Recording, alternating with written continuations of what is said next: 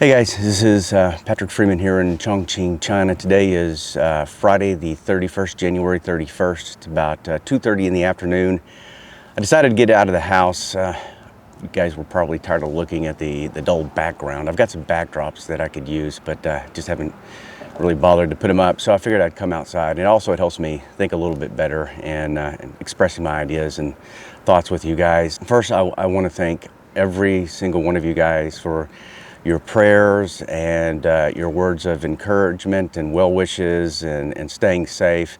I don't think you guys really know how much I appreciate it. I know Tsui appreciates it. Her mother and dad appreciate it. Even Guo, who's 6 years old, really appreciates what you guys are doing, because I take those messages and I pass them on to them. And you know, just all it takes is the seeds of what you're doing and me passing it on to them that begins to change the perspective, the stereotype that a lot of Chinese have towards Americans.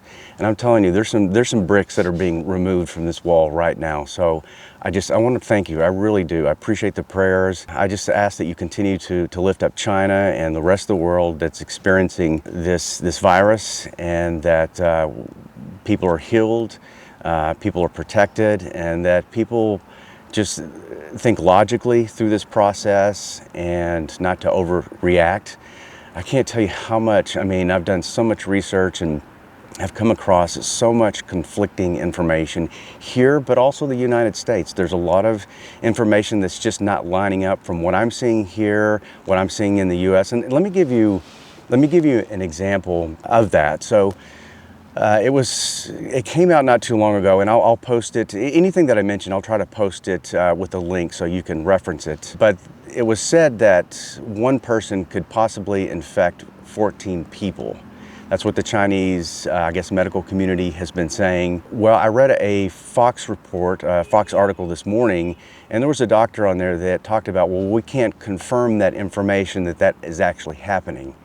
So, you know, like, which one is it? I mean, which one do you go with? You know, is the U.S. trying to downplay it to kind of calm the nerves of the American citizens? I don't know. But to make a statement like 14 people could get it from one person is a pretty open statement. So again, I don't know which one to go with. And it's one of those things where we can get so distracted with kind of all the static, both on social media, the Twitter, even LinkedIn is getting it now. I mean, if you looked at LinkedIn, it used to be kind of a really business social platform, but now you're starting to get all sorts of trolls and individuals that are kind of diluting the message in LinkedIn. And Facebook is just, it's horrible. I mean, I watch it and I just see, somebody will make a comment about it, and all of a sudden this horde of trolls will come in and start attacking each other and fighting each other.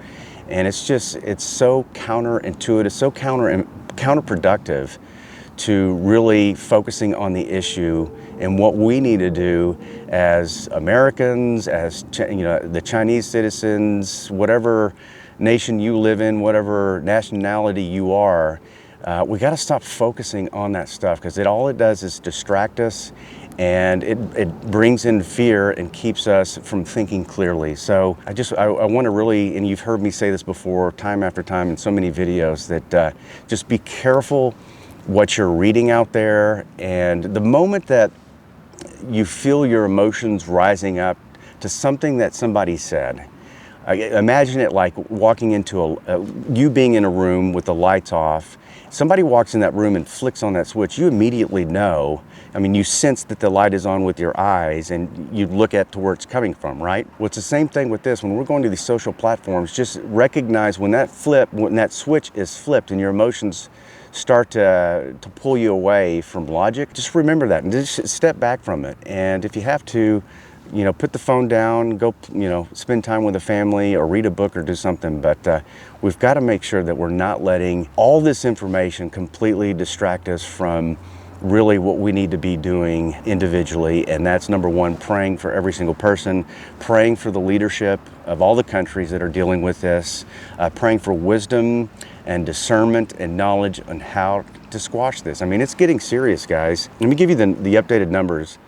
The confirmed cases has gone up to 9,731. Suspected cases, 15,238. Fatalities, 213.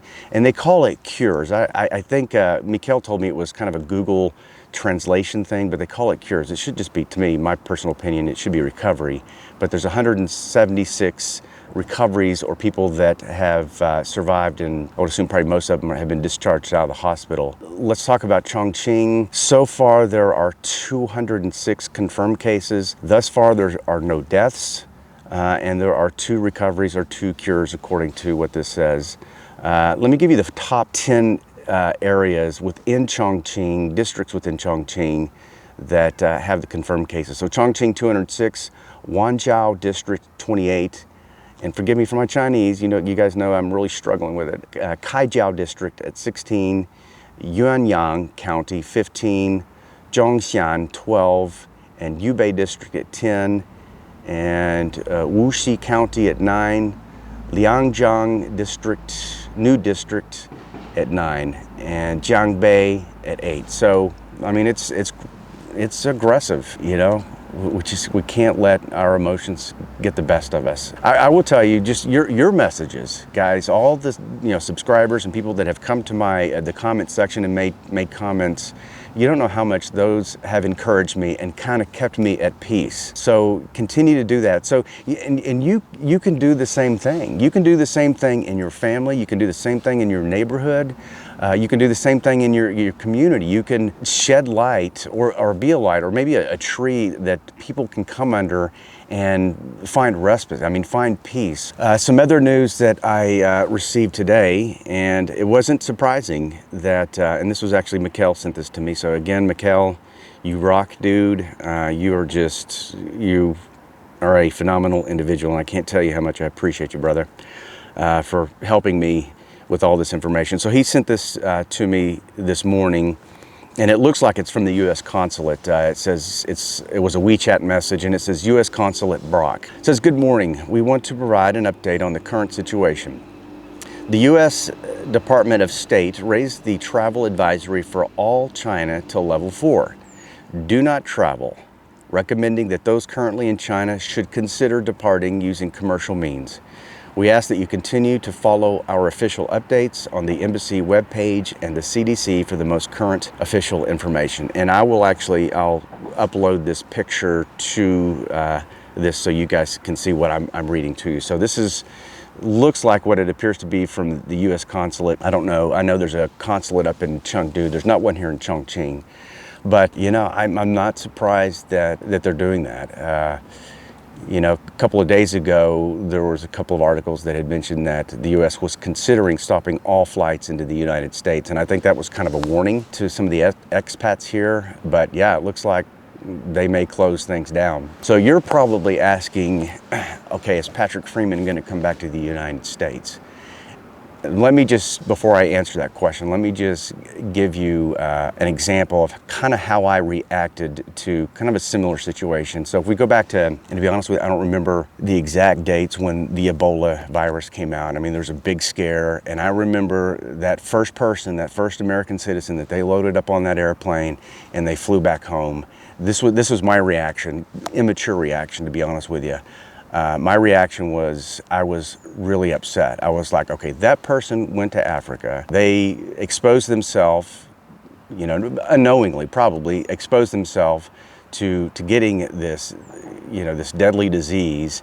And now they want us to come rescue them and take them back to the United States when they could possibly infect a bunch of other people. I was furious, I was livid, and I probably even posted stuff on Facebook about how they shouldn't allow this to happen. I will say this, yes, there's a greater potential that we could contract it in the near future, or that I might have it now. I don't think I do. I feel much better. I'm feeling much better. And looking back, I don't think I had all the symptoms of the virus. But no, I have no plans on returning to the United States, and for several reasons. First and foremost, number one, I have a family. I have a family in the United States, mother, brother that live in Medford, Oregon, brother that lives south of Los Angeles, another brother that lives up in Saco, Maine, and I've got friends and family all over the place in the United States, and I love them to death. And I truly have the best family ever. So if anybody gets a title, my family gets that. But I also have a family here. I've got Tsui Tsui, Guo Guo, her mother and dad, and I feel at this point, and I got friends like Mikkel and Ryan Atkin and the other teachers that I work with. There's just good people out here, and I've made friends with a lot of Chinese people. I even made friends with a Chinese police officer, and I might actually, once this all clears out, I might actually voluntarily go to their police department and teach English. So I've made some awesome, wonderful relationships here in China, and this is kind of my second family, and I wouldn't feel right leaving them. I feel good that my family and friends in the United States are probably safer than we are. However, again, I've got a family here, and I want to be here for them. And then two, and this is not like a martyr thing, but if I do have it, I don't want to bring it back to the United States. I don't want to risk getting my fellow citizens sick. And again, I don't say that as a martyr type thing. I just think right now I feel safe. We're doing everything possible to minimize any exposure to it. By the way, I know somebody's going to mention, put your mask on, put your mask on. Well, I'm at the top of this hill, and there is no one around me, so I feel safe in taking my mask off. But I know people are going to get after me for having my mask off. But I appreciate the concern. I feel safe, though. So again, it's not a martyr thing that I don't want to come back to the United States because I don't want to infect any citizens. I just think it makes logical sense right now to stay put, to stay where I'm at. So that's how I feel about that. And I know there's on YouTube, I've had a couple of conversations with individuals that literally have their bags packed and are heading back to the United States. I'm not condemning them for doing that. That is a personal decision that they have to make for themselves. What I would encourage the American citizens to do for those individuals that are returning, number one, I know the United States government is doing everything possible to make sure that they have all the precautionary measures in place to make sure that these people do not have the disease. I know they are. I believe this last flight that came in just a couple of days ago, went into the United States. They landed somewhere in California, I can't remember, but they tested these individuals like 3 times.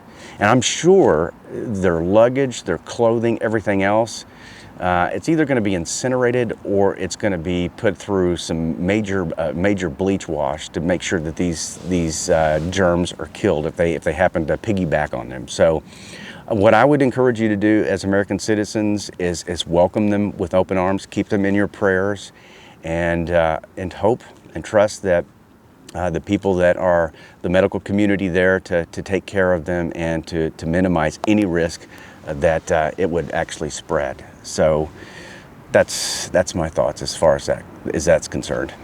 I'm going to stop there for a second and see what my notes say.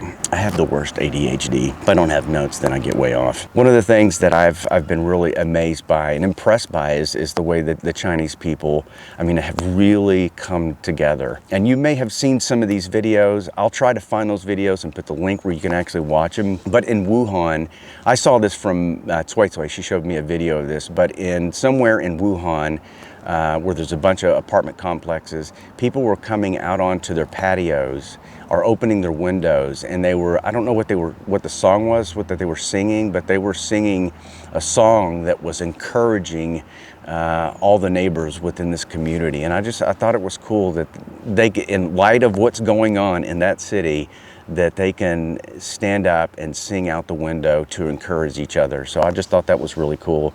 There's another video of a guy, he bought a whole box of surgical mask or medical mask and went to the police station. It shows him coming in with a box. He drops it off, turns around, walks out, doesn't say anything to the police officers, and almost actually kind of begins to jog off. And I think there was 2 police officers that thought he was up to something. Well, they realized what he had done. They followed him out there, and I think they were trying to beckon him back, and he was just waving at him like, don't worry about it. They saluted him. They saluted this guy that had dropped off these masks. And I just, that's just cool.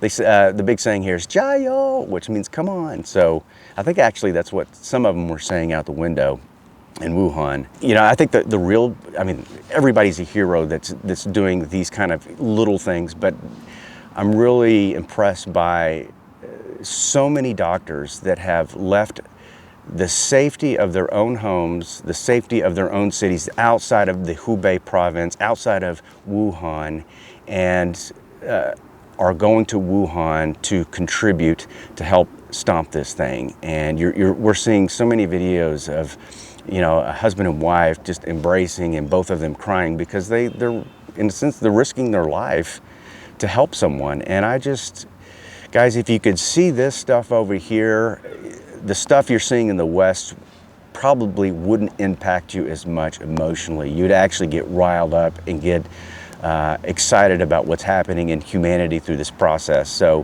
hopefully that's not too much. I've always had this goal to keep my videos less than 10 minutes. I'm not doing a good job with that, but hopefully this has been encouraging to you. And like I said, continue the prayers, guys. If you don't mind, just share this with other people so they can get encouraged as well. They can go out there and impact their communities and make a difference, and you know, and bring some peace to this kind of confusing situation and what's going on. I wish you well, and we will see you on the next video.